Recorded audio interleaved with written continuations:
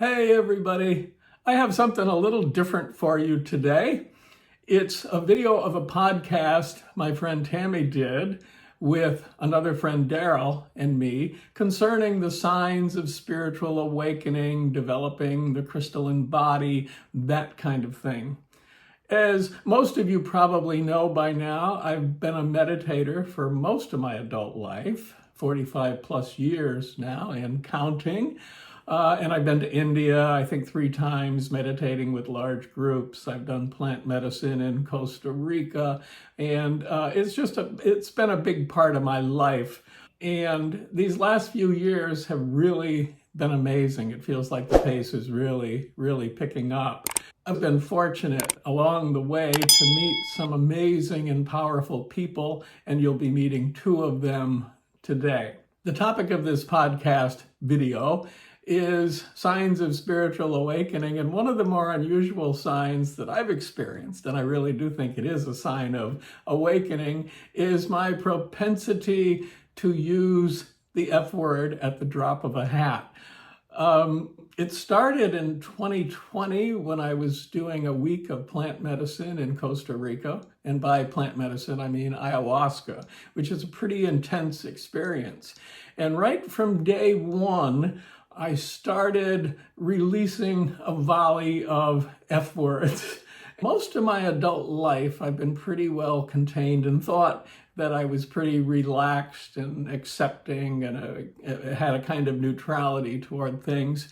And so when any little frustration happened, I would be more likely to say, well, things happen, it doesn't matter. And I really thought that I had kind of a nice grip on neutrality and acceptance and all those things that spiritual people should have. And I think what I've discovered is that there's a thin line between that kind of acceptance and neutrality and a resignation where you just kind of tamp down any feelings that you have.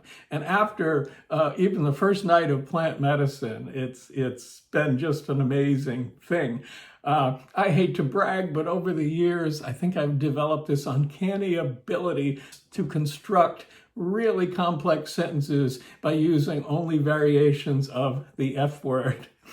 In fact, yesterday after my haircut, notice my haircut, I was pulling into Trader Joe's and I had this fleeting thought that I had forgotten to bring my reusable Trader Joe's bag.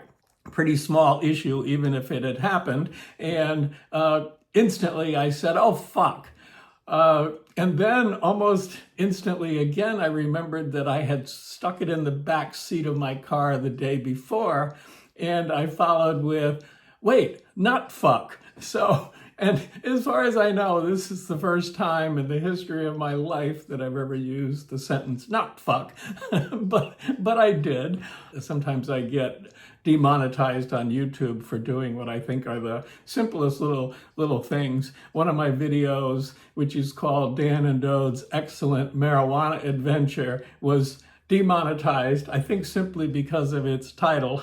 Perhaps it was considered to have a bad influence on people, but it was a pretty innocent, pretty simple video. But I may have to bleep out some of these words. I think you're going to find it interesting today. Tami and Darryl are both extraordinary people and they've had extraordinary experiences. And you'll hear us talking about some of the other people that we have dealings with at these retreats. It's really quite an exciting cast of people that we've come to love very deeply and admire very, very much. I'll include a link below to Tami's podcast in case you want to continue listening to this in your car. So I hope you'll stick around and join us and maybe even be kind enough to hit the like and subscribe buttons below. Well, hello and welcome. Today I have 2 of my wonderful spiritual friends, Daniel Hayes and Darryl Ng. And we've met through an online spiritual group, the Teachings of Joshua, at a retreat, and we've been friends for a while now. They are really, they have their light bodies activated. They're beautiful people. I love them so much. And Darryl's nickname is the Ambassador. And so today we decided to talk about woo-woo things, our activations, and the crystalline light body, and how we activated our light body, and some of our natural gifts and abilities. It's a remembering. So my intention today is to talk a little bit about all things spiritual and woo-woo and activations, and how we came to meet each other. And I'm going to call on some ascended masters, angels, aliens to help us, lead us through this discussion, to help other people understand how they can activate their light body. Okay? So I want to start with Darryl. So welcome, Darryl. Thank you. It's a pleasure to be here. Hi, Dan. And welcome, Daniel. So can you tell me about your activations and your woo-woo gifts, and then we'll go on into a discussion about the crystalline light body. Yes. But even before I tell you about my activation, my woo-woo stuff, I want to talk about the general population's activation, because this is not just happening for me, Dan, and Tami. It's actually happening for humanity. Even people who don't know it's happening, it's happening. That's right. We are all transitioning, and we are all becoming more spiritual and more knowledgeable and more loving. And by that, we are actually transposing our DNA and our actual body. So I just want anyone who's listening to this to know that it's happening for everyone. Not maybe in the same degree that it's happening for you, me, the neighbor, like that. We're all gonna be activated according to our particular needs, but it's happening for humanity across the world. So I want to start off and let people know, yay! That's, yay! Yeah. It's finally happening. It's the age of Aquarius, and some of us are feeling it, like feeling lighter, feeling happier. And all of that comes from within the heart, within us. I mean, you really want me to geek out about it? It's really every 24,000 years, according to the Yogi calendar, that we will reach the age of Aquarius, which is what we are right now. Anyone who can tell you we are in the age of Aquarius. So it's been predicted for 24,000 years ago that this time, during the age of Aquarius, humanity will ascend. It will raise and become a more loving race of beings. And as a side product of that, we are undergoing what we call activations, meaning that our actual genes are transforming and being modified. And there are many ways that we can get activated.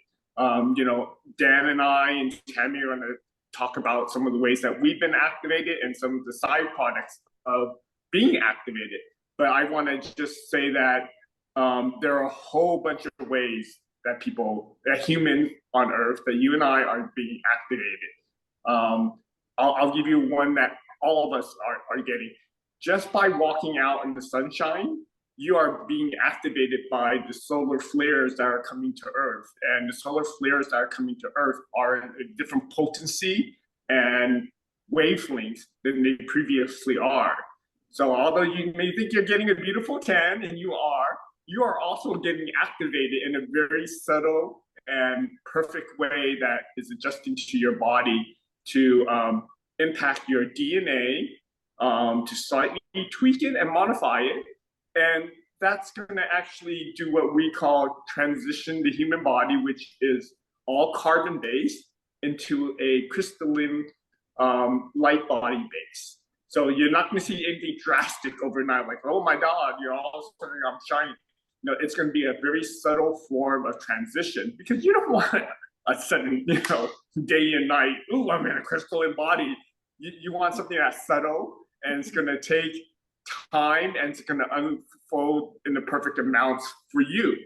So we are all getting our DNA activated, changed, modified, and that's going to produce it's going to produce a lot of things. But one of the things that we summarize it by is that it's going to transition us from a carbon-based body into a crystalline energy body. Mm-hmm. And when that happens, then we're going to have certain gifts. We're going to have certain potentials that we didn't have when we were in our solid carbon body. In the crystalline body, you're going to have potential to do things that you haven't been able to do before in your old body. So should I stop there, or should I talk more about my activation, or should I talk about the gifts? Talk about your activations.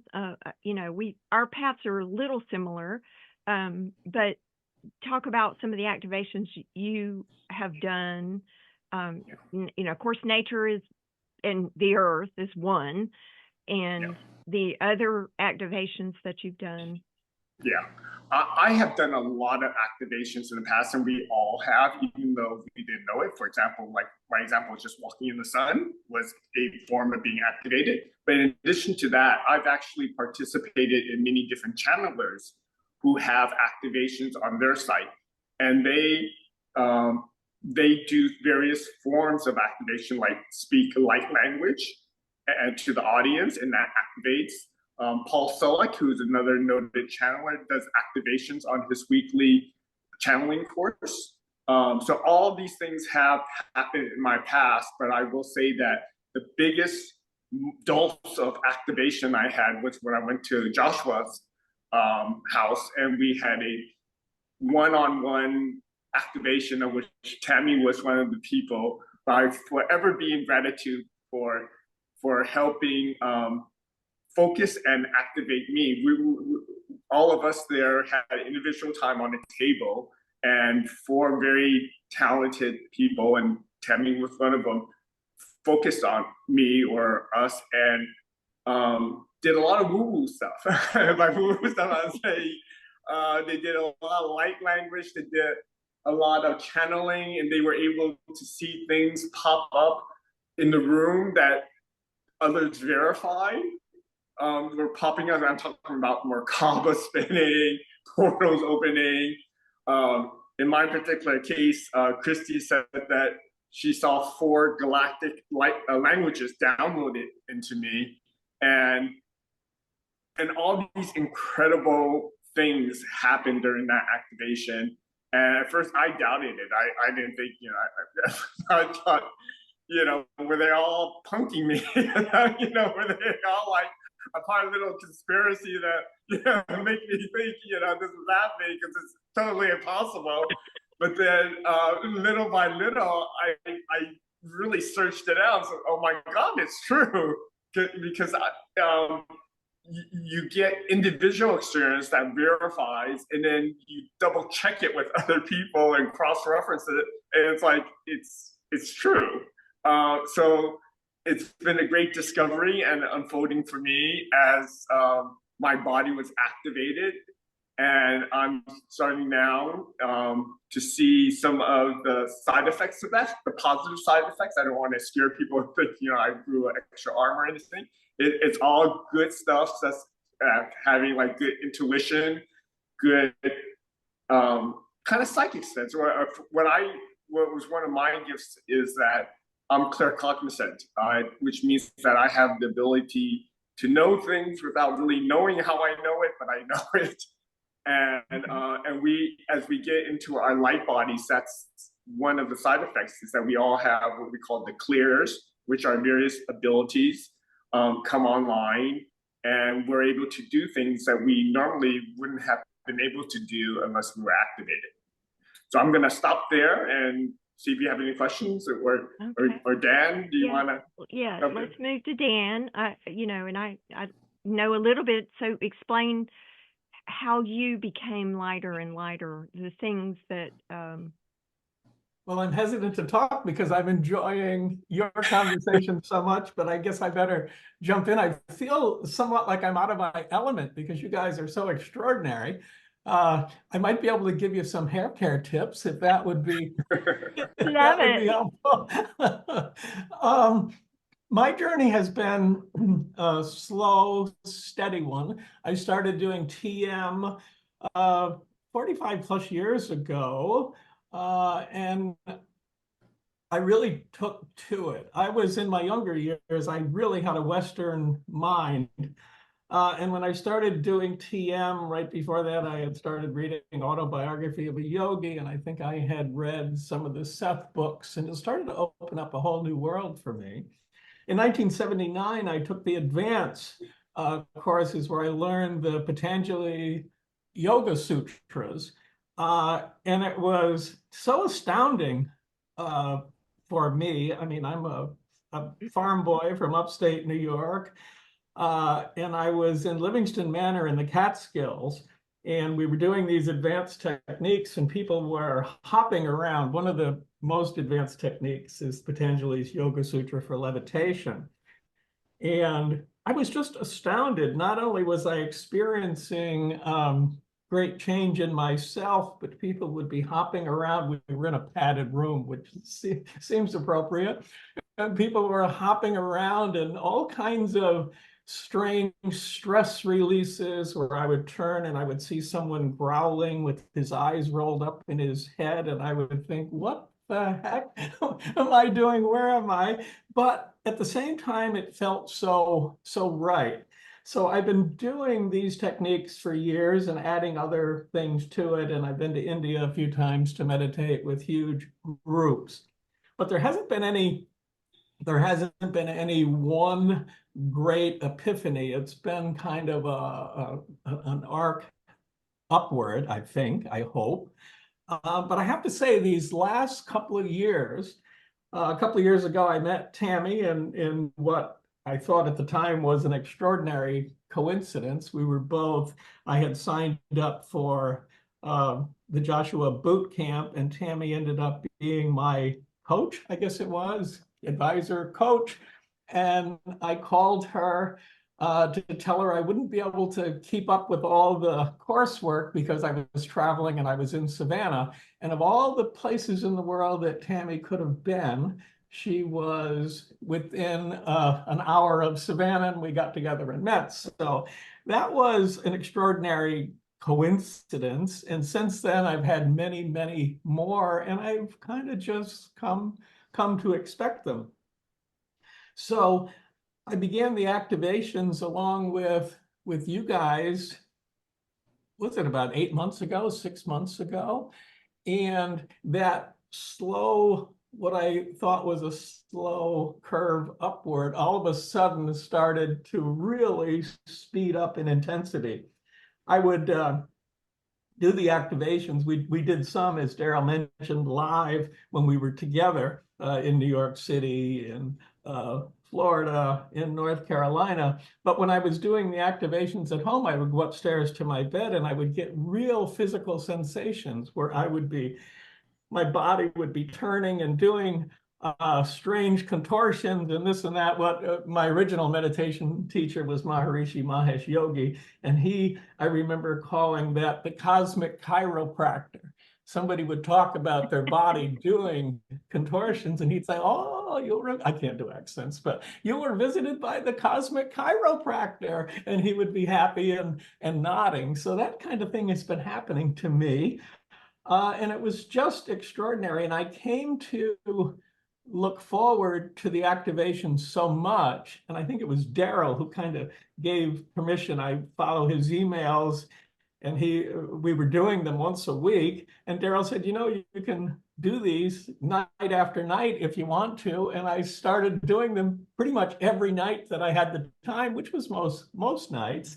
And I came to so look forward to them. So I can't think of anything in particular that's happening, except that it feels, the image of a snowball rolling down a hill. It gets bigger and rolls faster and faster. I have that sensation. I have that feeling that whatever path I'm on, it's picking up the pace. And one of the side effects of that, which I'm most thrilled about, is just meeting extraordinary people, and you are two of them. Yeah. And other extraordinary people that I that I have met, and people who seem to have developed really what I would have considered in the past extraordinary powers. I remember when we were in, I think it was Orlando, and I finally decided I was going to have a reading with Hazel. We know Hazel and love Hazel. And I was walking down the stairs, and I turned to look at the kitchen where a group of us were congregated, and no one knew. I thought what I had in my head, but what I was doing was I was going to see if Hazel was there and say, Hazel, yeah, I think I do want my reading done. And just as I turned the corner and faced the kitchen and just was scanning the crowd, which I probably did every morning, Aunt Sophie said something like, she's up in her room.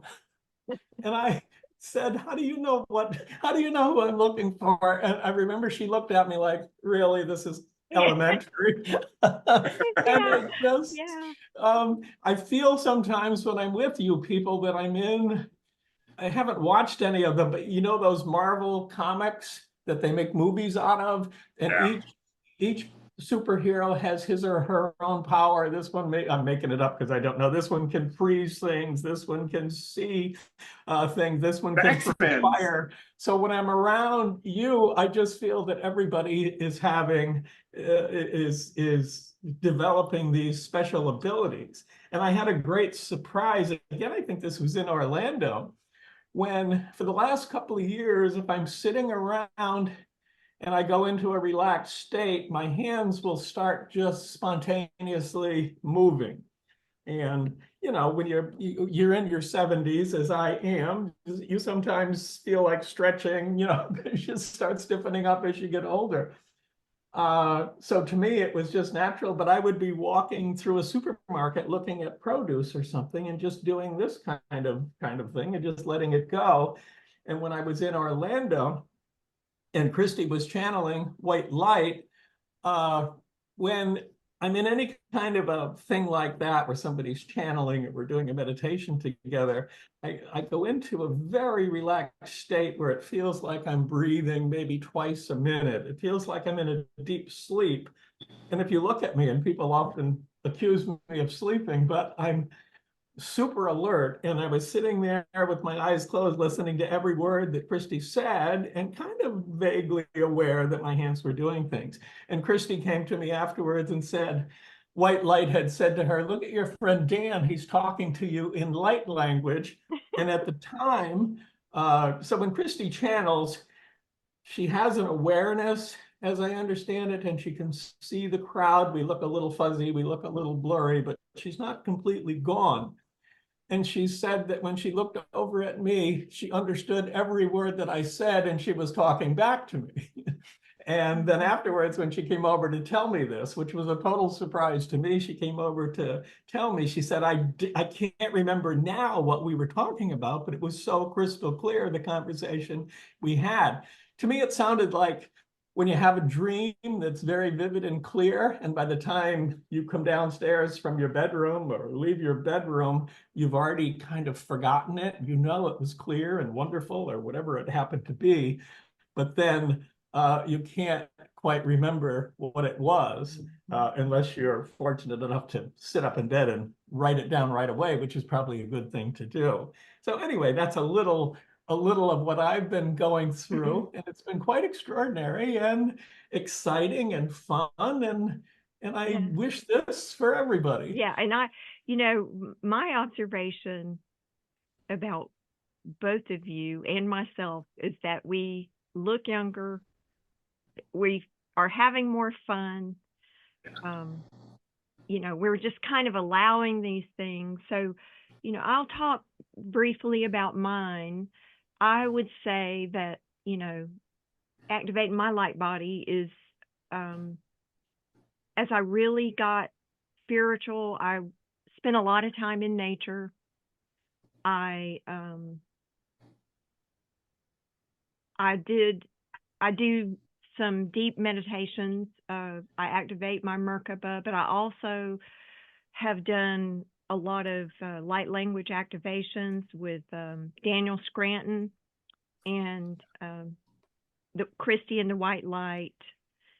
And some of my abilities have come online, and that's, oh, and I won't forget angel magic.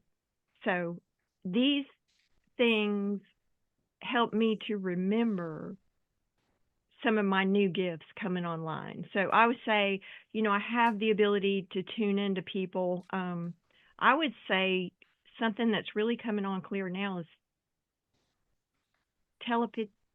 telepathic communication, clear audience, clear knowing.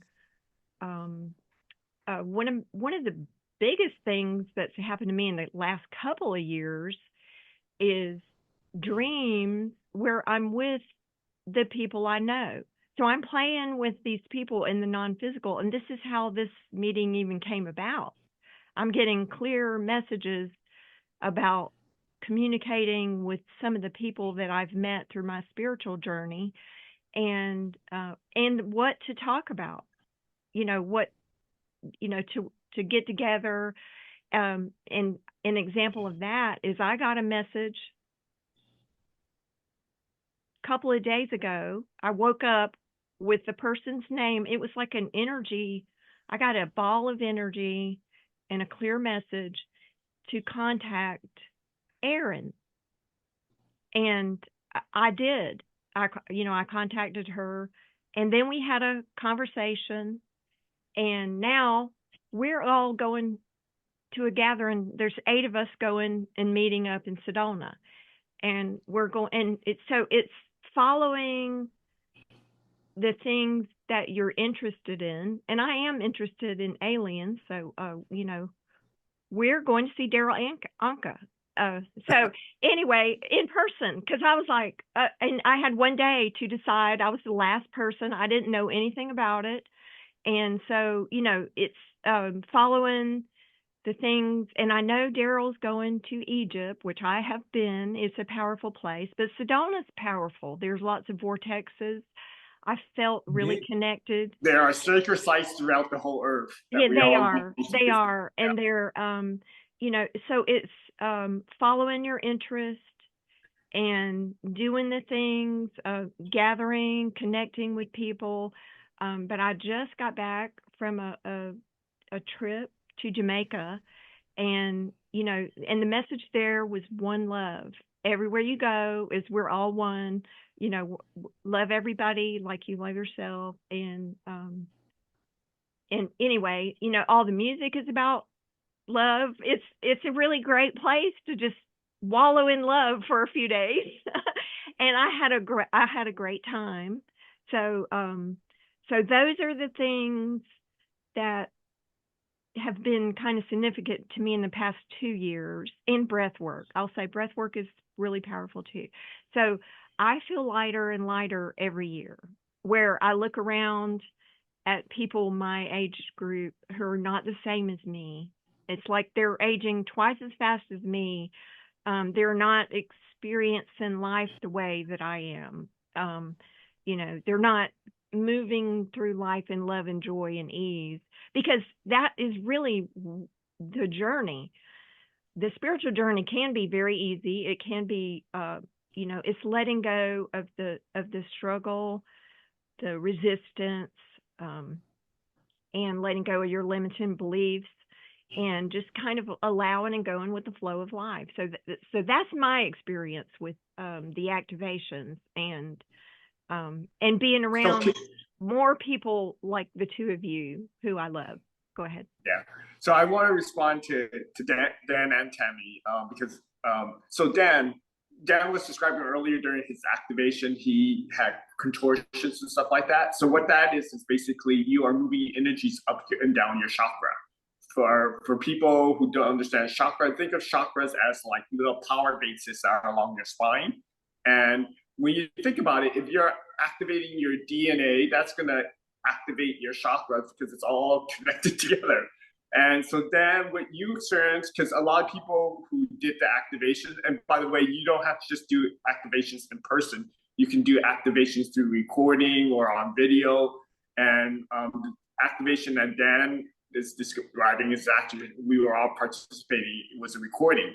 And a lot of people who went through that process, they wrote me, and they all have different symptoms because all of our bodies are different. So some of them wrote me and said, oh, I had a pain, or I had a fever, or I started crying. So that's just all of our bodies are different. So it's all just playing out differently. But the advice I give to Dan or to anyone, even people who say, oh my God, you know, I was really uncomfortable. Some of them got hot. Some of them said, oh, it hurt. What I tell people is lean into it. You know, you've been waiting your whole life to get activated. So what, do you feel like this for a little while? For God's sake, you're being activated, you know?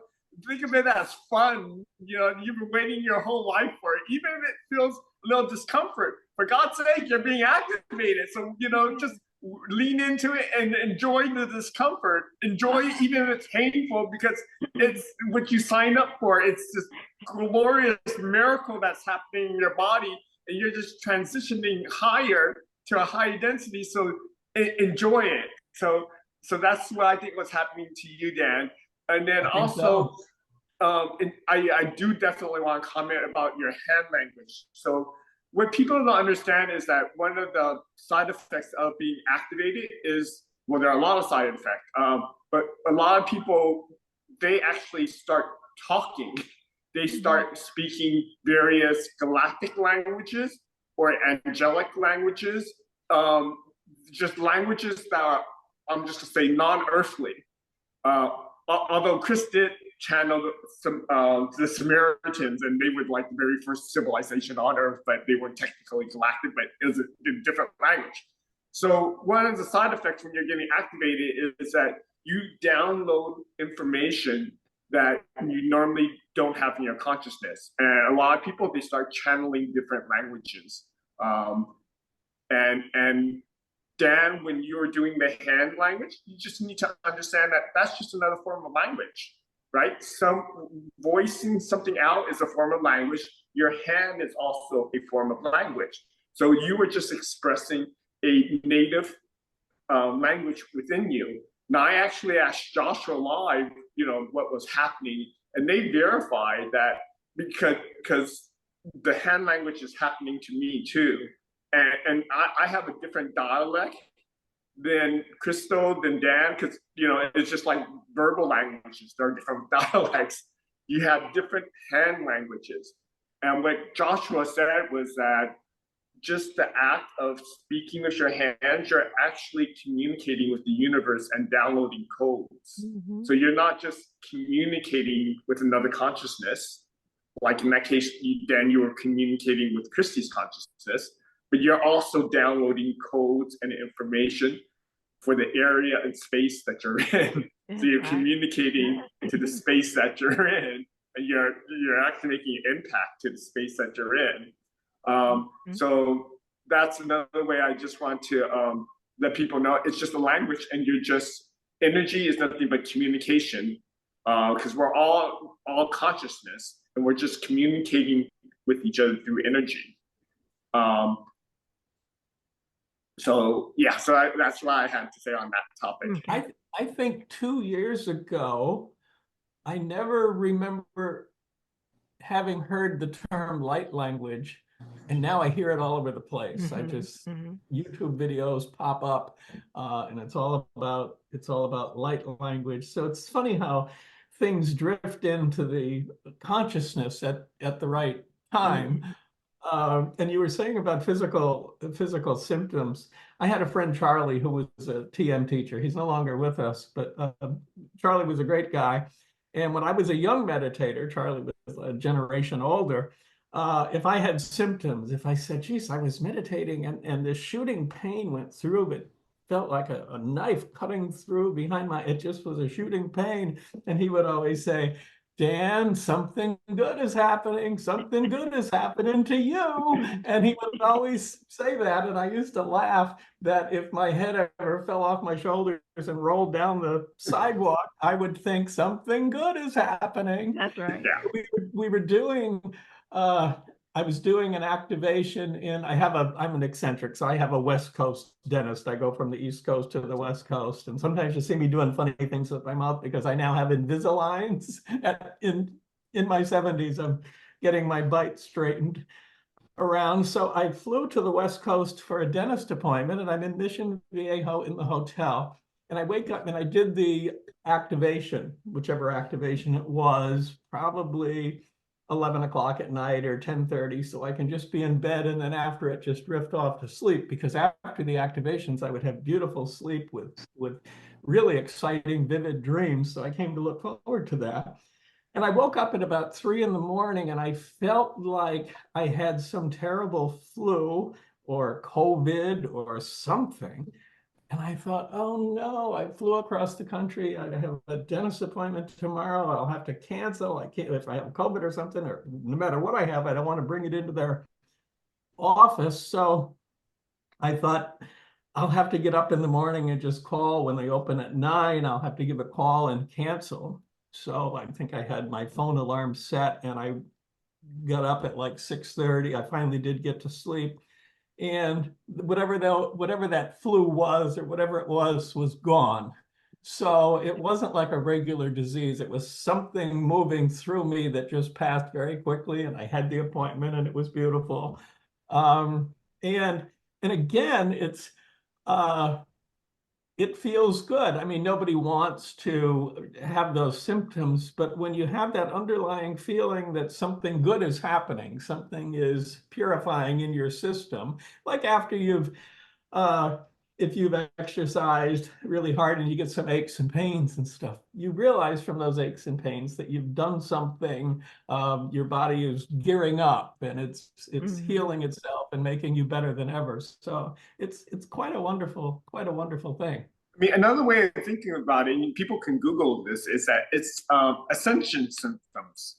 Because remember, we said that during the age of Aquarius, 26,000 years in the making, we are ascending during this period. And it's also been documented that there are ascension symptoms, and they are very much like our activation symptoms. When you think about it, they're the same thing. We're being activated, which is, the symptoms of being activated is the same thing as the symptoms of being ascending to higher density. Because ascending is basically we're transitioning our body to a higher density, meaning crystalline body, so that we're having these little changes happen in our body. And sometimes they feel nice, comfortable. Sometimes they feel, they hurt, but they're all ascension symptoms that we need to lean into and say, goody, we're evolving. We're getting our goal of becoming a higher consciousness and more loving being.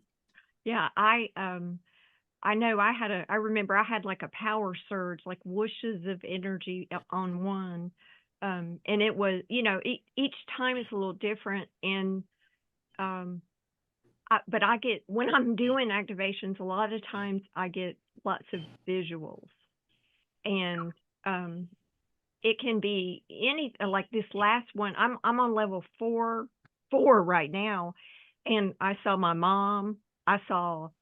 It looked like these, it was a lot of blue energy. I would say it was Lyrians and some other type of alien. And I mean, I'm getting all these visuals as I'm doing them. It seems like faces that morph into other faces, and it's lots of different things. Because you're in that transition wavelength where your galactic family can talk to you. So whatever you see, that's your galactic lineage. Yeah. And what's interesting is I actually had this conversation with Gary about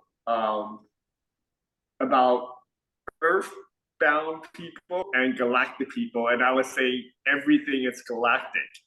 And even the people on Earth, they all come from galactic sources.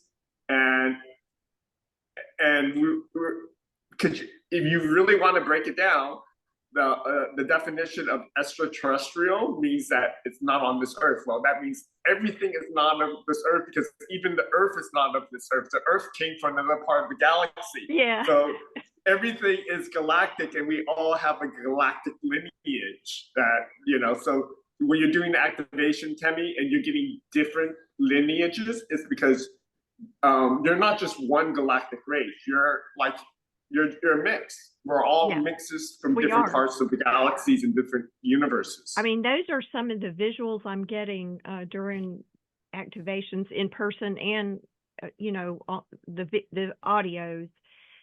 So one of the things that I saw was the 12-strand DNA when I was doing Chris's activation, but it looked like a wheel of the sun, and it was all 12 strands, but each strand is another, we're a mixed race, and that's why it's so funny to me. People are like, well, I come from a family that is very mixed.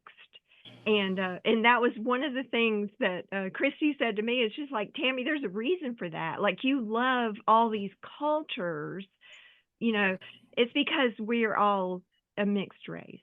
And I understand we're hybrids. Once you go to the pyramids and look at the creation, the wall of creation, it's like, oh, I'm not just of this world. We're from the universe. And that is an acceptance level that you can get to, once you open your belief systems. So what I want to explain to the viewers is that the human DNA, we're brought up to think that it's a double-strand helix, but it's not actually. There are actually 12 strands of it, and that the other 10 strands are dormant. They were once active, but then the very last genetic modification that we had, they were made to be dormant. So now during this ascension process, we really are just waking up to DNA that we've already always had. And during this time period, we've only thought we had 2 strands, but we actually have 12. So we're waking up the other strands and waking up that dormant piece of our DNA. And when that happens, we're going to have a symptom system, and then we're also going to be having these abilities that we're having right now. We're calling them the side effect. Some people are now being able to channel different galactic languages. Some are doing them in codes, but there are other other possibilities that we're going to get. Telepathy. We're going to start being able to communicate, to each other through telepathy. We're going to be able to travel out of our bodies because we're going to be able to project our mind and actually be at another place and travel outside our body. So there are a whole bunch of possibilities that are opening up when we use the DNA that's been sleeping. So that's the whole this process of ascension, is that we're waking up our DNA and we're waking up our potential to do these miraculous things that really aren't miraculous. They're things that we can do based off of our DNA, but we didn't know we had the DNA to do that. So now that we know that we're going to develop that skill, and they're magical. It's fun. It's magical. It's it is unique. Like, you have a soul blueprint, and I came to be a loving mother and being a loving family, and to play in the spiritual community, to activate my light language. But I do it with a sense of play. And when my light language was activated, I had already spoken it, but I was confused about it. So I got an activation with a girl who's kind of an expert in it. And she said, oh, you're just an intergalactic channel. And you just, it's just the next step. And I was writing light language for years before I started speaking it. I just had a little resistance to being so weird, and it is. I mean, I've always kind of been woo-woo and open, but people don't always get it. Like, your friends may not get it, but you just have to keep leaning into it and being open to the things. Because you will be changing, and life just changes. That's just the natural thing. So play with it like a game. Like, I played with oracle cards. I played with crystal balls and energy work and angels. And first time an angel showed up, I was a little bit stunned.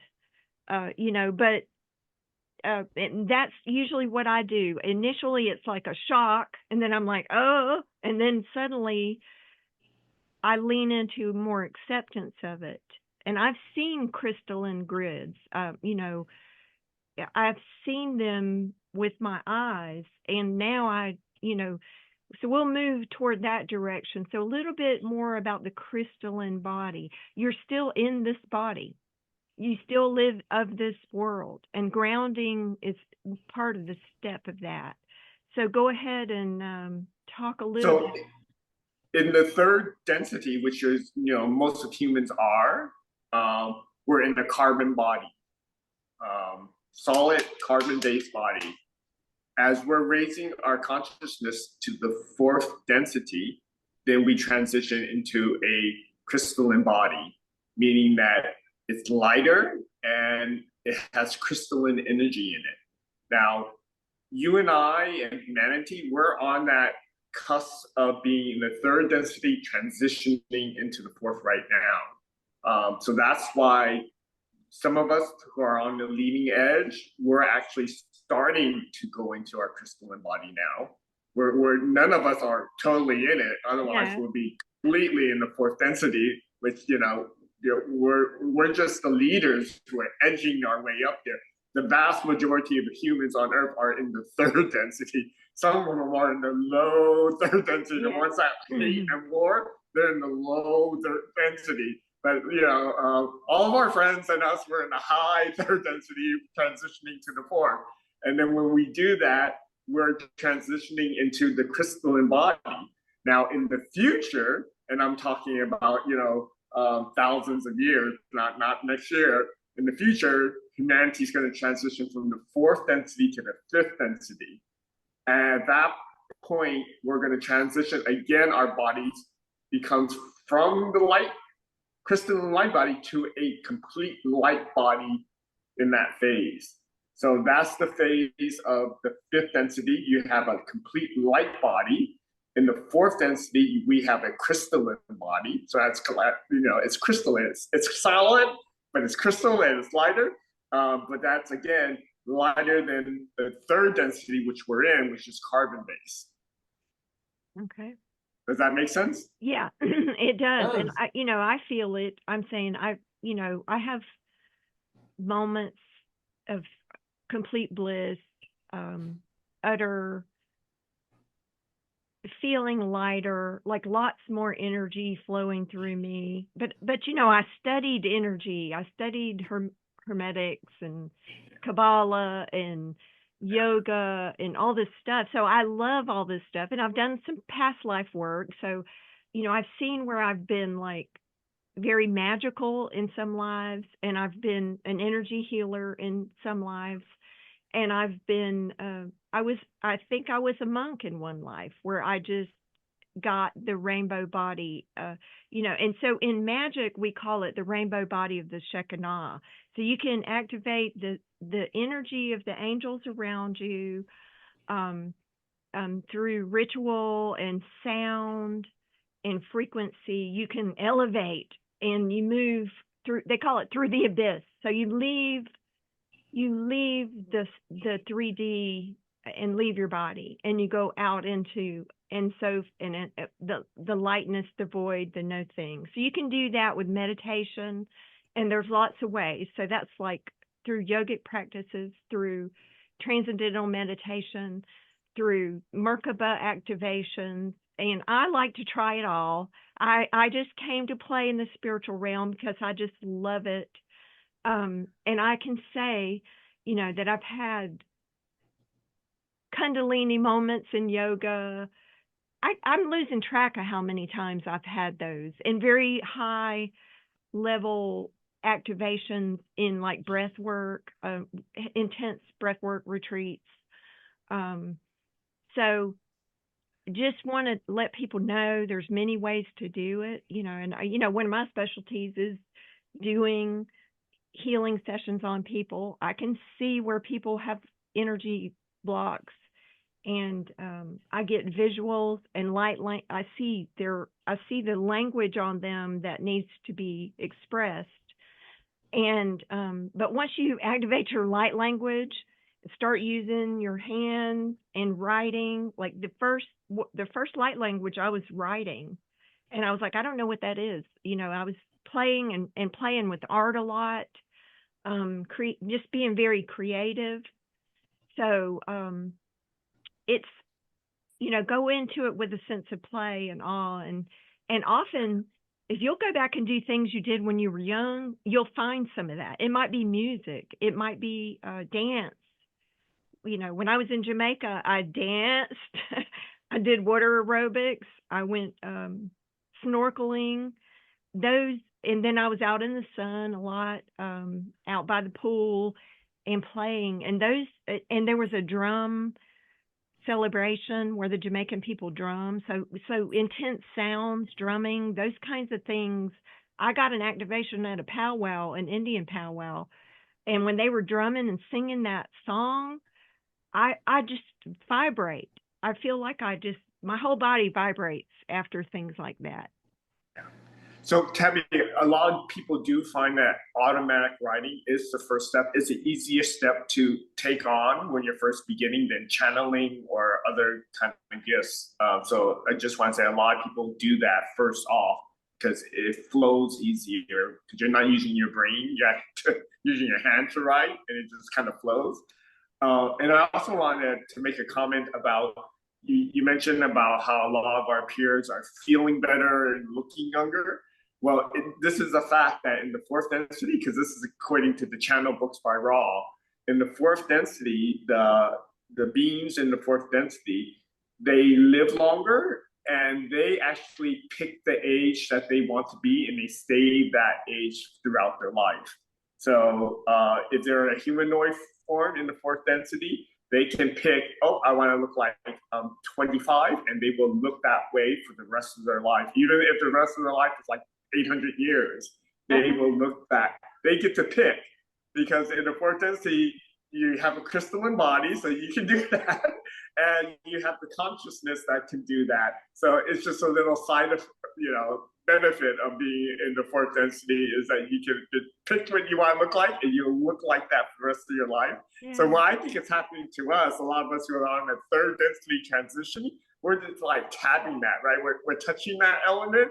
So we're being able to play around with our physical bodies and do things like maybe look a little younger, be a little healthier, because we're touching, dipping our toes into fourth density. And that's one of the side effects. But yes, trust me, when we get to the fourth density, you all get to pick what age you want to look like, and you stay there for the rest of your life. That'd be great. I'm not sure what age I would pick, because I really have loved a lot of the ages I was. Yeah. Like now, it's a good time. Like, even though, I'm a grandmother, I'm like, I can't, I don't really want to be younger. I did like being young, but in some ways I'm, this is perfect. This is perfect what you are. So you have to just kind of accept it and play and do the things you can do and enjoy. And you can do a lot more than you think you can. That's right. I know you work out at the gym, and Daniel, you take a lot of steps. I know you do. You're very active. You're both very active people. And I just left the gym. So it's one of my, it's a treat. I love to go to the gym, and I love to snorkel. I love to swim. So on the days I don't go to the gym, I swim because it's really hot. So like, I don't always walk, but I do things I love to do. And I think staying active is important. It's part of moving through some of the Ascension symptoms. You can really move through them in ease if you physically stay active. So. Oh, what I just remember, I want to comment on something you said, Dan, about you were mentioning how, like, since this activation is happening, it's happening like a snowball that builds up and gets bigger and bigger and bigger like that. The way I picture it and the way I hear it from folks is that it's like our life, we're used to a slope like this. But then once you start to ascend and you start getting these activations, your life goes like this. Meaning the changes are dramatic in a short period of time. I mean, we've had our activation under a year, and I can say like within this past 9 months, it's just been ridiculously growth. It's just growing really fast. It's not like your normal level of growth where, you know, it takes you a year to go this far. In a year, you're going this far now. So that's the visual I had when you were describing your snowball effect, Dan. Yeah, it's very exciting. And as Tami said, it's fun. It's fun. It can be a little disorienting, but that's what adventures are. Correct. That's what a roller coaster fun ride is, right? I remember talking with Daniel. I said, Daniel, I feel so like lightheaded, and he said, oh, isn't that wonderful? You know, so it's good to talk to people who are doing along the journey with you, because you might be perceiving it in a way that's not positive, but it's really all good. And I'm still able to focus. I'm still able to do all the things I was doing. It's just I don't feel weighted down by some of the old thoughts and the old ways that I was thinking or feeling. And not that my ego is totally gone, because it is not. And I still have manifestation events, both positive and negative, but I have less and less negative events going on. And in magic, the way they describe it, as you work through magic and you work through letting go of your limiting beliefs, your ego dissolves. You move into oneness. You kind of understand you're everywhere all at once at the same time, but the ego comes back together and reforms, but it's unique. And your separation is dissolved. The feeling of being alone is dissolved. You're back in tune with source. You're back in tune with your higher self, or your love, your bliss, your love. Can I tell you the one gem wisdom I get from hearing Paul Selleck's books? And he describes the ego as this. He says that we human are used to thinking that our ego sits on our throne. It commands our world. It's the king of our world. It sits on our throne. Mm-hmm. And he says life will become better and what it should be when we realize that, no, we got to take our ego off the throne, put it on the side. It's the side right-hand man of your inner self. Your inner self who is quiet in the background always. Your inner self who has devised your life and knows everything and knows what's going to happen.